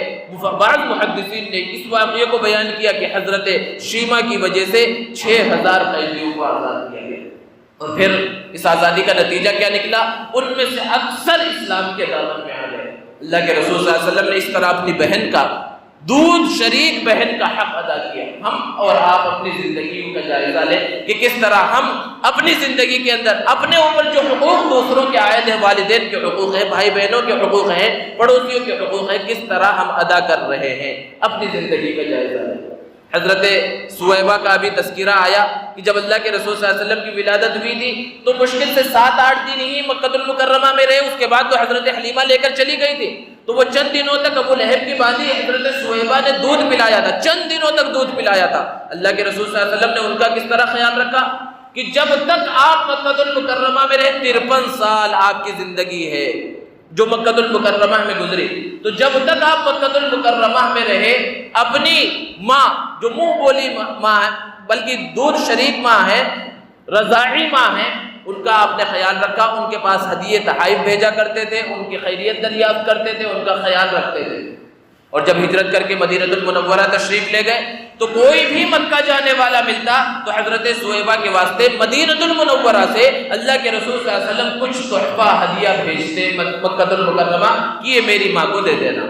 اللہ کے رسول صلی اللہ علیہ وسلم سن 8 ہجری میں جب مکہ المکرمہ میں تشریف لائے، فاتحانہ انداز میں مکہ المکرمہ فتح ہو چکا ہے، فاتحانہ انداز میں داخل ہوئے ہیں۔ مکہ کا فتح ہونا کوئی معمولی واقعہ نہیں تھا، کوئی چھوٹی بات نہیں تھی۔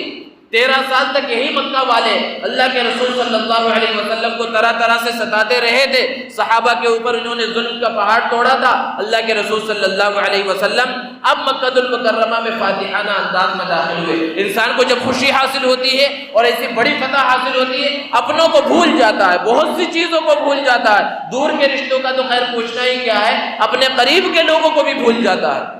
لیکن اتنی عظیم فتح، اتنا بڑا سفر، اللہ کے رسول صلی اللہ علیہ وسلم جب مکہ المکرمہ میں پہنچے، مکہ فتح ہو گیا اور جو کچھ کرنا تھا وہاں کر چکے۔ لوگوں سے پوچھا سویبہ کہاں ہے؟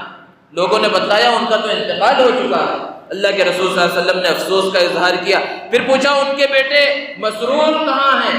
لوگوں نے کہا ان کا بھی انتقال ہو چکا ہے۔ اللہ کے رسول صلی اللہ علیہ وسلم نے افسوس کا اظہار کیا اور کہا اگر آج وہ دونوں بحیات ہوتے تو میں ان کے ساتھ حسن سلوک کرتا۔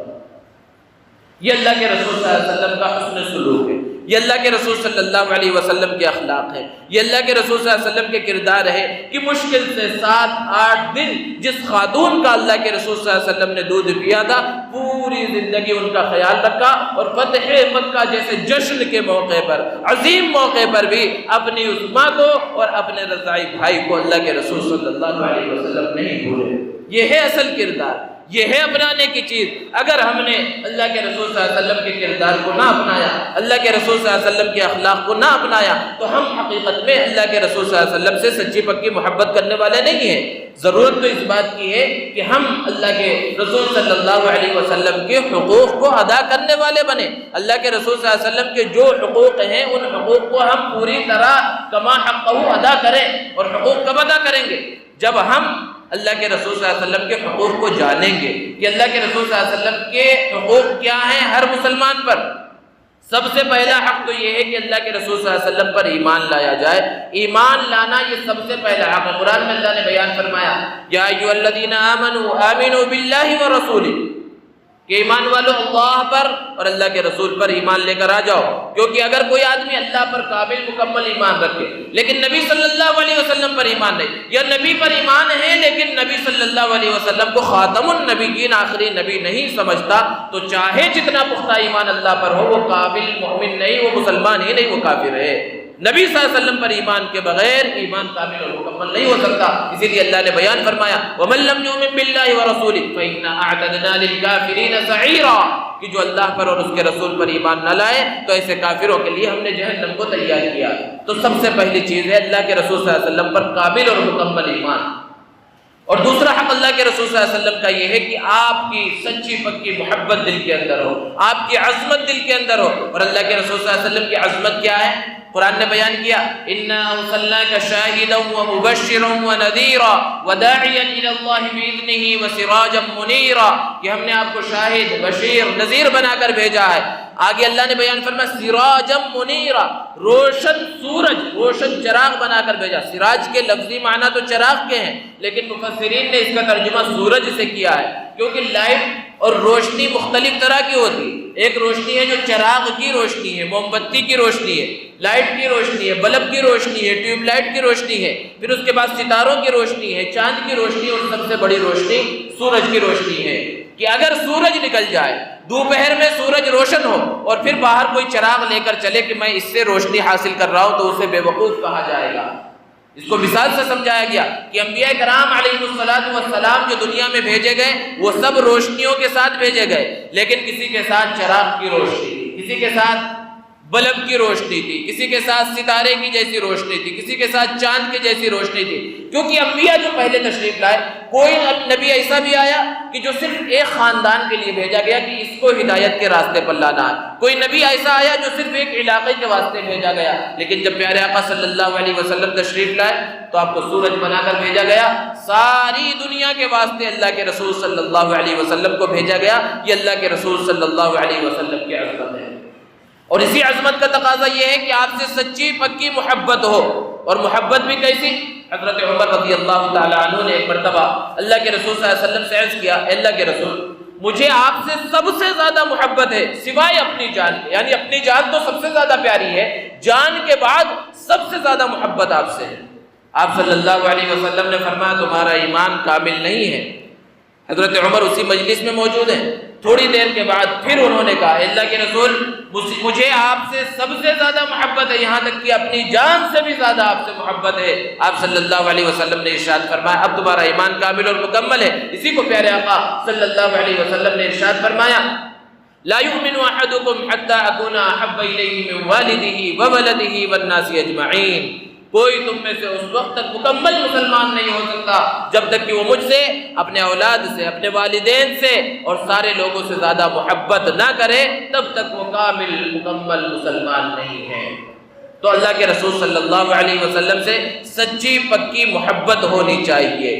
اور ایک حق اللہ کے رسول صلی اللہ علیہ وسلم کا کہ اللہ کے رسول صلی اللہ علیہ وسلم کی اطاعت کی جائے، اور یہ محبت کا تقاضا ہے کہ اگر محبت ہے، محبت کا دعویٰ ہے، لیکن نبی صلی اللہ علیہ وسلم کا طریقہ اگر زندگی کے اندر نہیں ہے، آپ صلی اللہ علیہ وسلم کی اطاعت نہیں ہے، تو پھر گویا کہ اس محبت کے لیے جو ثبوت چاہیے، جو پروف چاہیے، جو دلیل چاہیے، وہ دلیل ہم دے نہیں پا رہے۔ تو محبت کے ساتھ ساتھ اللہ کے رسول صلی اللہ علیہ وسلم کی اطاعت، اور اطاعت بھی کیسی؟ سچی پکی اطاعت ہونا ضروری ہے، کہ جو نبی صلی اللہ علیہ وسلم نے فرما دیا ہمیں اس پر چلنا ہے۔ نبی کا فرمان آ گیا، اب کوئی چوں چرا نہیں کرنی۔ نبی کریم صلی اللہ علیہ وسلم کی سنت پتہ چل گئی، اب اس سنت کو ہمیں اپنانا ہے۔ آج محمد صلی اللہ علیہ وسلم کی محبت کی بات ہوتی ہے، اللہ کے رسول صلی اللہ علیہ وسلم سے محبت کا اور عشق کا دعویٰ کیا جاتا ہے، اور یہی دعویٰ اور یہی محبت ہمارے لیے کامیابی کا ضامن ہے۔ لیکن اگر محبت کے ساتھ اس کے لیے ہم دلیل نہ پیش کر سکیں، اور دنیا والوں کی محبت کے اندر ہم آگے بڑھتے چلے جائیں، تو پھر کل قیامت کے دن اللہ کے رسول صلی اللہ علیہ وسلم جب حوض کوثر پر موجود رہیں گے، وہیں سے اگر دھتکار دے، اور نبی کریم صلی اللہ علیہ وسلم جسے دھتکار دے، سحقن سحقن کہہ دے، وہاں سے واپس کر دے، پھر اس کی کامیابی کا کوئی راستہ نہیں ہے۔ اس لیے نبی کریم صلی اللہ علیہ وسلم سے کیسی محبت ہونی چاہیے؟ دنیا والوں کو خوش کرنے کے واسطے ہم کتنا آگے بڑھ گئے۔ صرف ایک مثال، اللہ کے رسول صلی اللہ علیہ وسلم کا ایک فرمان ہے، ما اسفل من الکعبین من الازار فی النار، کہ ٹخنوں کا جو بھی حصہ کپڑوں سے چبھ جائے وہ جہنم میں جائے گا۔ یعنی مردوں کے لیے یہ ضروری ہے، اللہ کے رسول صلی اللہ علیہ وسلم کی سنت ہے کہ ٹخنے کھلے ہوئے ہونے چاہیے۔ یہ اللہ کے رسول صلی اللہ علیہ وسلم کا ہمیشہ معمول تھا کہ اوپر سے جو بھی کپڑا پہنا جا رہا ہے، چاہے وہ جبہ ہو، قبہ ہو، کرتا ہو، پیجامہ ہو، پینٹ ہو، جینس ہو، کچھ بھی ہو، اس سے ٹخنے نہیں چھپنے چاہیے۔ یہ اللہ کے رسول صلی اللہ علیہ وسلم کا فرمان ہے۔ لیکن ہم اپنا محاسبہ کریں، یہ ایسی بیماری ہے، کیا بڑا کیا چھوٹا، کیا جوان کیا بوڑھا، ہر کوئی اس بیماری کے اندر مبتلا ہے۔ اللہ کے رسول صلی اللہ علیہ وسلم کے فرمان یاد نہیں آتے ایسے موقع پر، لیکن اتنی بات ضرور ہے کہ کوئی بھی مسلمان یہ سوچ کر کہ میں نبی کریم صلی اللہ علیہ وسلم کی مخالفت میں اپنے ٹخنے چھپا رہا ہوں، اس طرح سوچ کر کوئی نہیں کرتا، بس فیشن میں کر رہا ہے۔ لیکن دنیا والوں نے جب کہا، مغربی تہذیب نے ہمیں کہا کہ بھائی اپنے ٹخنے نہیں اپنے گھٹنے بھی کھول دو، تو اس فیشن کے اندر تو اتنا آگے بڑھ گئے کہ ہاف پینٹ اور چڈی پہن کر پورے شہر کے چکر لگانے لگے۔ ہمارے نوجوانوں کے اندر ایک نیا فیشن چلا ہے، آپ کو معلوم ہے کہ ہاف پینٹ پہننا کیوں؟ نئی تہذیب نے دیا ہے، ہیرو نے اس کو جو ہے اپنایا ہے۔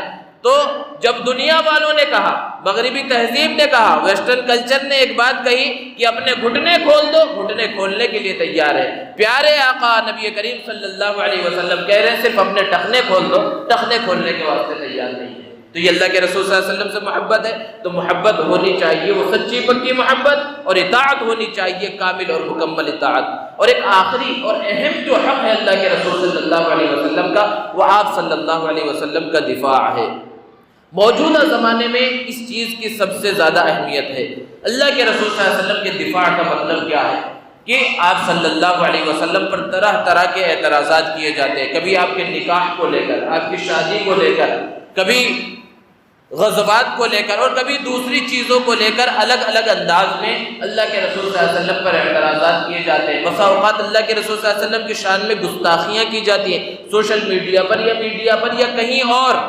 تو ایسے حالات میں ہماری ذمہ داری کیا ہے؟ یہ کسی عالم کی، کسی مفتی کی، کسی امام کی ذمہ داری نہیں ہے، صرف ہر مسلمان وہ جس شعبے میں کام کرتا ہے، وہ تجارت میں ہو، ملازمت میں ہو، زراعت میں ہو، جہاں پر ہو، اپنے دائرے میں رہتے ہوئے اللہ کے رسول صلی اللہ علیہ وسلم کا دفاع۔ کیا مطلب ہے اس کا؟ کہ کہیں پر پتہ چلے اللہ کے رسول صلی اللہ علیہ وسلم پر یہ اعتراض کیا جا رہا ہے تو ہمیں اس پوزیشن میں ہونا چاہیے کہ ہم سامنے والے کی غلط فہمی کو دور کر سکیں، سامنے والا جو اعتراض کر رہا ہے اس اعتراض کا جواب دے سکے۔ اور یہ کب ہوگا؟ جب ہمیں خود اس اعتراض کا جواب معلوم ہوگا، اور یہ علماء سے معلوم کرنے چاہے۔ بہت سے مشہور اعتراضات ہیں جو اللہ کے رسول صلی اللہ علیہ وسلم پر کیے جا رہے ہیں، ان کا جوابات ہمیں معلوم ہو، کیونکہ ہم جہاں رہتے ہیں غیر مسلموں کے ساتھ ہمارا اٹھنا بیٹھنا ہے، اور بہت سے مرتبہ تجارت میں ان کے ساتھ لین دین ہوتی ہے، اور بہت سے اسکول کالج میں جو بچے پڑھتے ہیں ان کا بھی غیر مسلموں کے ساتھ ملنا جلنا ہوتا ہے، تو کبھی ان کے ذہنوں میں یہ اعتراضات ہوتے ہیں، اور بسا اوقات مسلمان دوست ہونے کے ناطے اور مسلمان ہونے کے ناطے وہ لوگ وہ اعتراضات ہمارے سامنے بھی کر دیتے ہیں کہ بھائی یہ اللہ کے رسول صلی اللہ علیہ وسلم کے بارے میں، تمہارے نبی کے بارے میں لوگ اس طرح کہہ رہے ہیں۔ اگر ہم اپنے ملنے والے کے ذہن کو بھی صاف نہ کر سکے نبی کریم صلی اللہ علیہ وسلم کے بارے میں، تو پھر نبی صلی اللہ علیہ وسلم کا کیا حق ہم نے ادا کیا؟ تو اللہ کے رسول صلی اللہ علیہ وسلم کا دفاع۔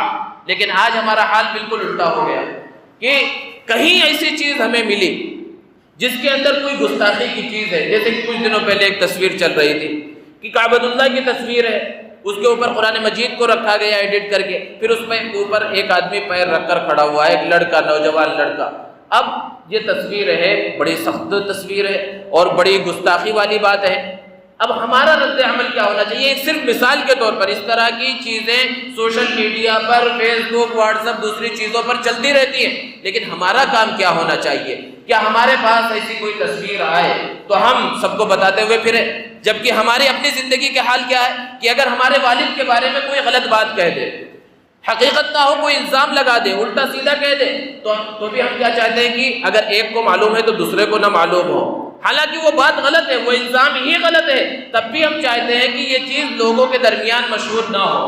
اپنے باپ کے بارے میں جو غلط چیزیں پھیلائی جا رہی ہیں دنیا کو بتانا نہیں چاہتے، اپنے خاندان کے بارے میں جو غلط باتیں کہی جا رہی ہیں ہم اس کو چھپا لینا، دبا لینا چاہتے ہیں۔ لیکن اللہ کے رسول صلی اللہ علیہ وسلم کے بارے میں، قرآن کے بارے میں، اسلام کے بارے میں جب کوئی بات آتی ہے تو مسلمان کس انداز میں فارورڈ کرنے لگتا ہے؟